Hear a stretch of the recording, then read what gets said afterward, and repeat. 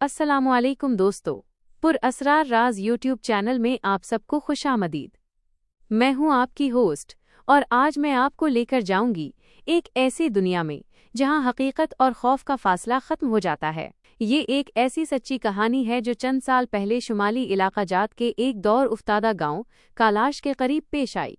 ये वाकया एक सयाह टूरिस्ट आमिर के साथ हुआ जो फोटोग्राफी का शौकीन था और अकेले घूमने का आदी था। वादी का पुरअसरार मेहमान खाना। आमिर एक पुराने लकड़ी के बने हुए गेस्ट हाउस में रुका जो एक गहरी खाई के बिल्कुल किनारे पर वाक़ था। वहां के मकामी लोग सूरज ढलते ही अपने घरों के दरवाजे बंद कर लेते थे।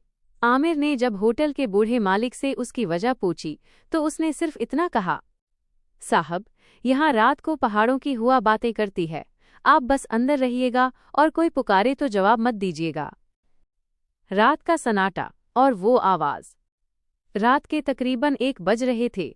आमिर अपने कमरे में तस्वीरें एडिट कर रहा था कि अचानक उसे खिड़की के बाहर से किसी के रोने की आवाज़ आई। आवाज़ किसी छोटी बच्ची की थी जो मदद के लिए पुकार रही थी। आमिर का दिल पसीज गया। वो भूल गया कि उसे क्या हिदायत दी गई थी। उसने खिड़की खोली तो बाहर घुप अंधेरा था और बर्फबारी हो रही थी। नीचे खाई की तरफ से आवाज़ आई, अंकल, मेरी गेंद नीचे गिर गई है, प्लीज ला दें। पहला शक। आमिर ने टार्च जलाई और नीचे देखा। वहां कोई बच्ची नहीं थी, लेकिन बर्फ पर किसी भारी चीज के घसीटने के निशानात थे। अचानक इसे एहसास हुआ कि इतनी शदीद सर्दी और बर्फबारी में कोई बच्ची अकेली वहां क्या कर रही होगी। जब दरवाज़ा खुला, वो अभी खिड़की बंद करने ही वाला था कि उसके कमरे का दरवाज़ा, जो अंदर से लॉक था, खुद बखुद आहिस्ता से खुल गया। कमरे में एकदम सड़ी हुई मछली जैसी बदबू फैल गई। आमिर ने जब दरवाजे की तरफ देखा तो उसकी चीख निकलते निकलते रह गई। दरवाजे के पीछे से एक निहायत दुबला पतला और सफ़ेद रंग का हाथ नजर आया, जिसकी उंगलियां गैर मामूली तौर पर लंबी थीं और नाखून काले थे।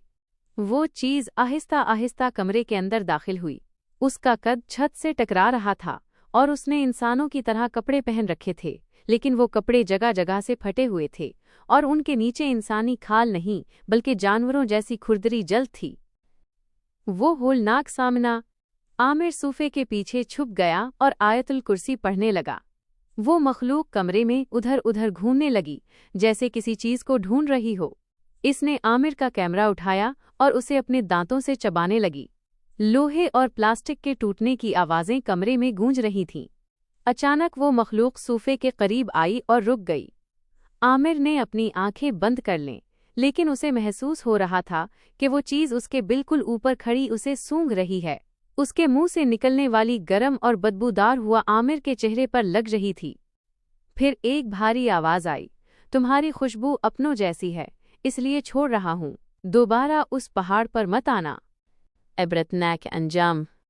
सुबह जब होटल का मालिक आया तो उसने देखा कि आमिर कमरे के कोने में साकत बैठा था। उसके बाल रातों रात सफ़ेद हो चुके थे। कमरे का सारा सामान, यहाँ तक कि लोहे की कुर्सी भी मुड़ी हुई थी। आमिर जब वापस शहर पहुंचा तो वो कई हफ्तों तक किसी से बात ना कर सका। आज भी वो रात को सोते हुए अचानक उठ जाता है, क्योंकि उसे लगता है कि वही लंबी उंगलियों वाला हाथ उसकी खिड़की पर दस्तक दे रहा है। दोस्तों, उम्मीद है आज की ये वीडियो आपको पसंद आई होगी।